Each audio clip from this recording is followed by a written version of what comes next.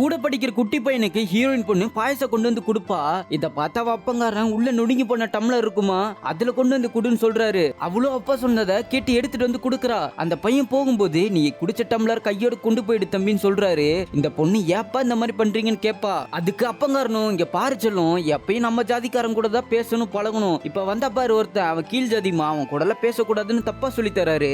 அப்பா சொன்னா சரியா தான் இருக்கு சொல்லிட்டு இந்த பொண்ணு அடுத்த நாள் ஸ்கூல்ல கூட அந்த பையன் கைய பிடிக்க மாட்டா. இத பார்த்த பிடி சாருமே நாசமா போனவன பிஞ்சு குழந்தை மனசுல கூட ஜாதி வதச்சிட்டானுங்கன்னு ஃபீல் பண்றாரு. இப்ப பெரிய பசங்களா காட்டுறாங்க. ஹீரோக்கு கால்ல பாம்பு கடிச்சிரும். அப்ப கூட ஹீரோயின் ஹீரோவை தொடமாட்டா. கோணி பையில போட்டுதான் வைத்தியர்கிட்ட கொண்டு போவா. ஒரு நாள் ஹீரோயின் வீட்டுக்கு கீழ் ஜாதியை சேர்ந்த ஒரு அரசியல்வாதி வந்திருப்பாரு. அவருக்கும் ஹீரோயின் உடஞ்ச டம்ளர் தான் மோர் கொண்டு வந்து கொடுப்பா. அவரு போகும்போது கூட நீங்க குடிச்ச டம்ளர் கொண்டு போங்கன்னு தான் சொல்லுவா.